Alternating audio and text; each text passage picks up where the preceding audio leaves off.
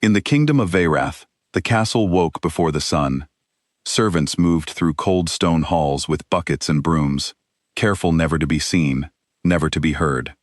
Among them was a young woman named Alira, who had learned long ago that the safest place in the world was the shadow behind someone else's back.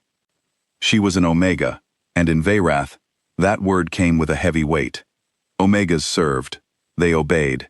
They did not question the Alphas who ruled over them, and they certainly did not draw attention to themselves.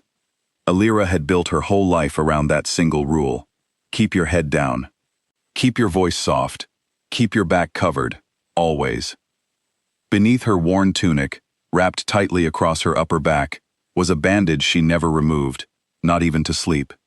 Underneath it was a mark shaped like a small crown, burned faintly into her skin since the day she was born. She did not remember getting it.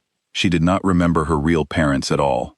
What she remembered was a man named Torin, the old steward who raised her, telling her again and again that the mark was dangerous, that it could get her killed, that she must never let anyone see it. "You are nobody," he used to whisper to her when she was small. "You are nobody, and nobody is safe."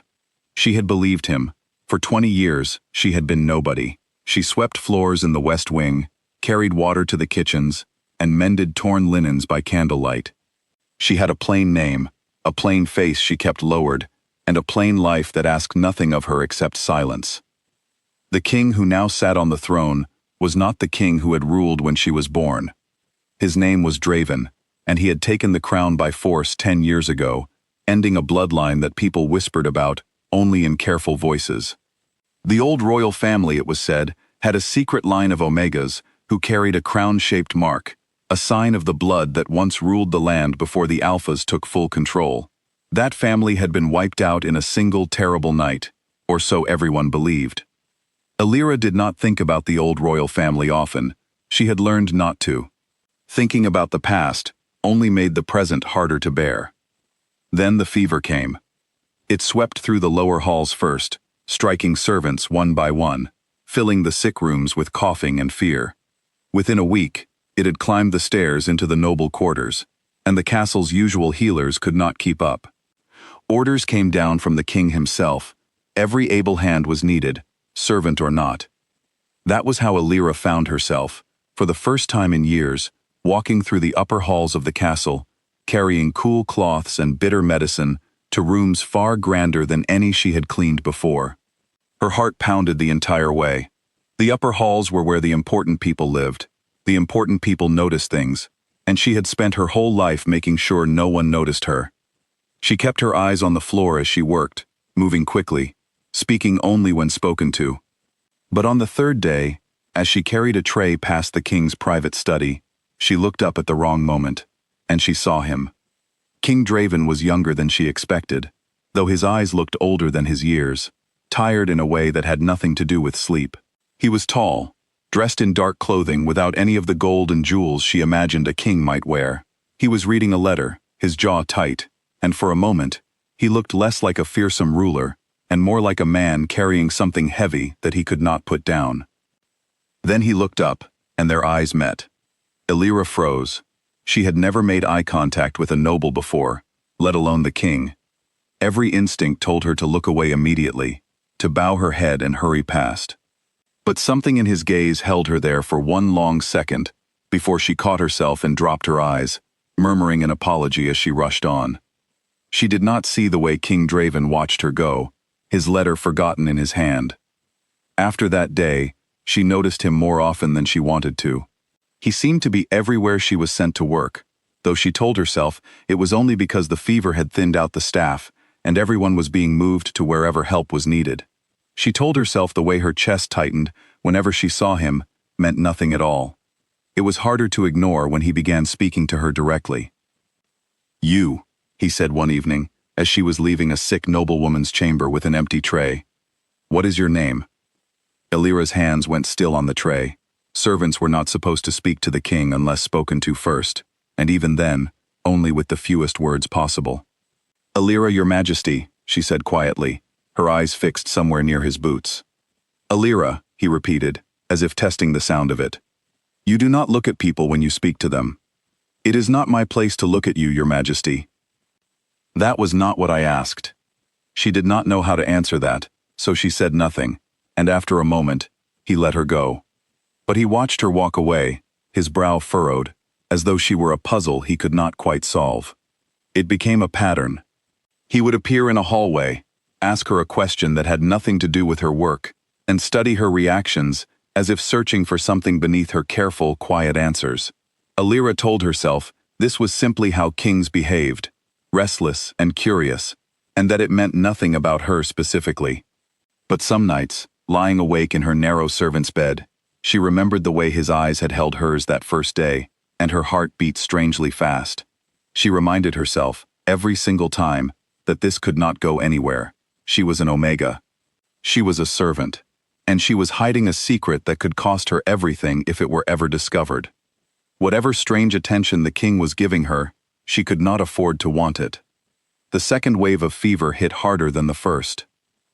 It struck in the middle of the night, spreading fast through the upper halls this time, and the healers, already exhausted, called for every hand they could find.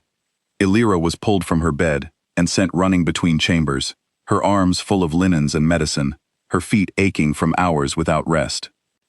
She was helping an elderly healer lift a fevered lord from his bed when it happened.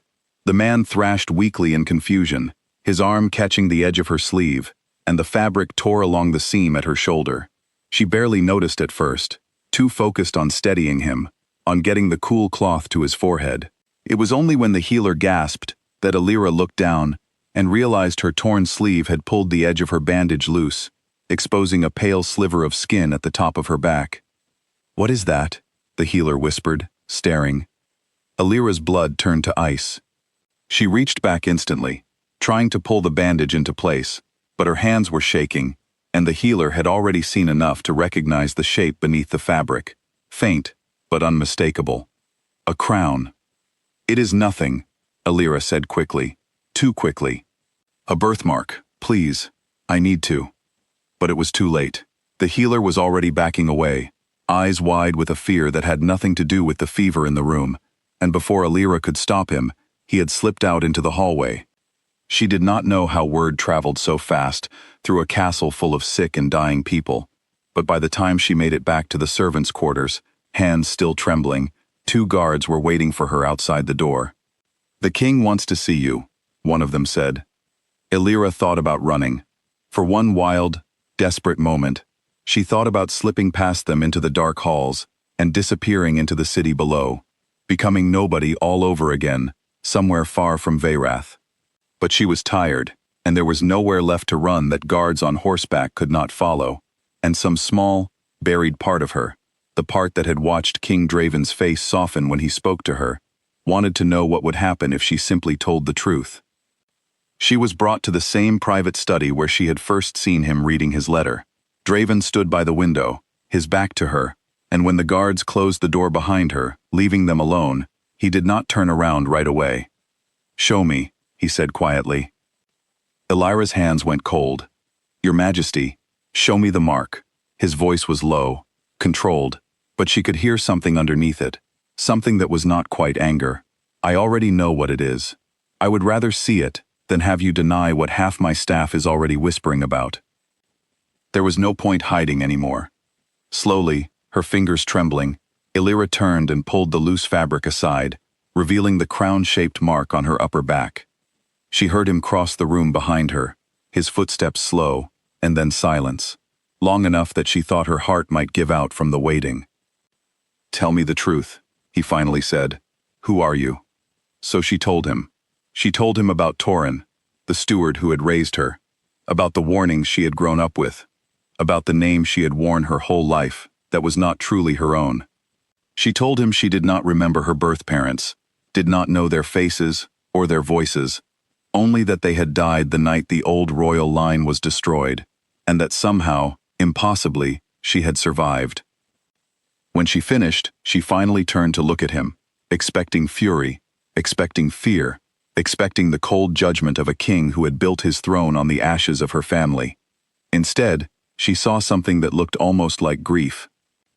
"I gave the order," Draven said quietly, 10 years ago, I was told the entire bloodline had been ended that night. I built everything I have on the belief that no one was left to challenge it. He looked at her for a long moment. I did not know a child had survived. I did not know she would grow up scrubbing my floors. Elira did not know what to say. She had spent her whole life afraid of exactly this moment, and now that it had arrived, she found she was not afraid of him at all. Not really. She was afraid of what came next. "What will you do with me?" she asked. Draven was quiet for a long time. When he finally spoke, his voice was rough. "I have spent 10 years waiting for someone to come and take back what I believe I stole. I always imagined an enemy. A rival. Someone who hated me." He shook his head slowly. "I never imagined it would be someone I have been thinking about every day since the fever began." Elira's breath caught. "Your Majesty." "Draven," he said. "Just Draven, please."